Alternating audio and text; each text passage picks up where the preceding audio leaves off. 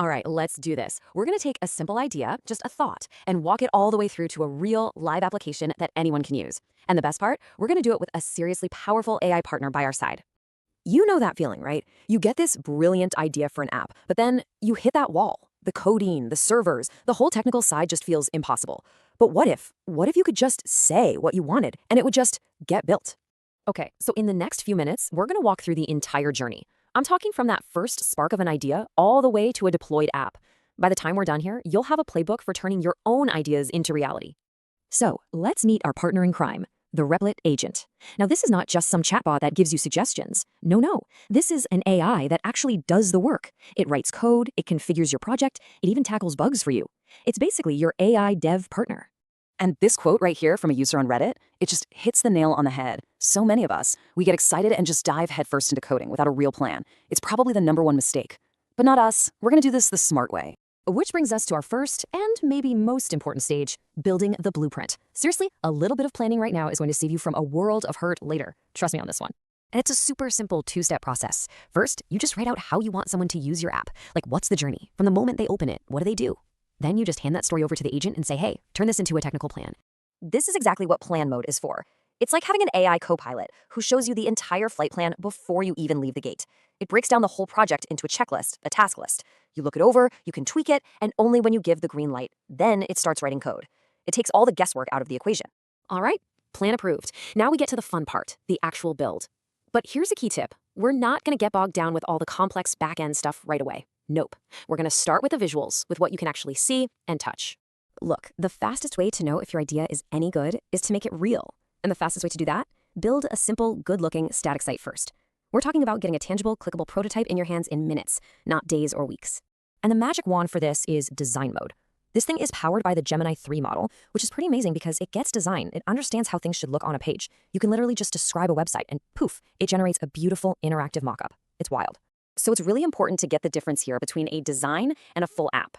The design is your clickable visual mockup. It's the what it looks like part. But then when you're happy with it and you're ready to make it work, you just hit one button, convert to app. And the agent goes and builds all the heavy-duty stuff in the background. The databases, the login systems, the whole shebang.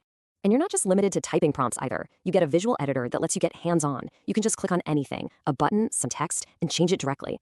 Tweak the color, change the font, adjust the spacing, all by pointing and clicking. And get this, those little edits, they don't cost you any AI credits. They're free.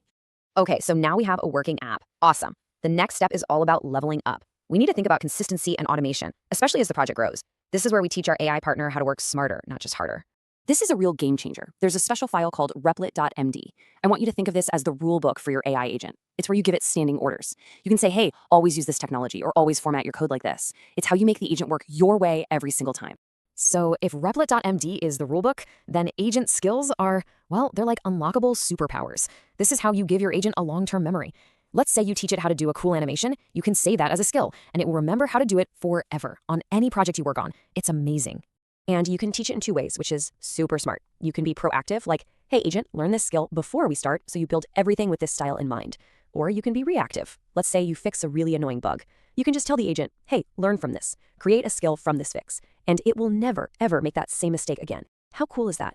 So that's all great for what's happening inside our project. But what about connecting to all the other tools we use every day? You know, Figma, Stripe, Jira.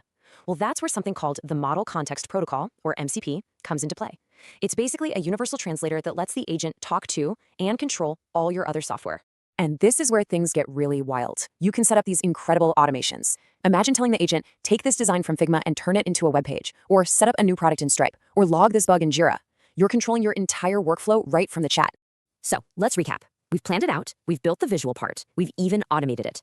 There's just one thing left to do. Launch this thing into the world and keep it running. And I'm not kidding when I say deploying is ridiculously easy. You literally click a button, choose a few settings like your domain name, and boom, your app is live, on the web, for anyone to visit. That first time you do it, it honestly feels like magic. But you know, hitting deploy isn't the finish line, right? It's really the starting line. Now comes the day-to-day stuff, maintenance. You're gonna find bugs, you're gonna wanna make small changes. That's just part of the journey. And for that, you've got different modes, different tools in your toolbox. You've got light mode, which is perfect for those quick, small, and inexpensive fixes, like changing the color of a button. But when you want to build a whole new, massive feature, that's when you unleash the full power of autonomous mode. It's all about picking the right tool for the right job. And there you have it, just like that. We went from a simple idea, a little thought, all the way to a live product that exists on the internet. This whole process, it's more than just a new tool. It's a totally new way of creating. You've just become a builder. What we've just walked through collapses the distance between having an idea and making it real. It just shrinks it down to almost nothing. So really, the only question left to ask is, now that you can build anything, what are you going to build next?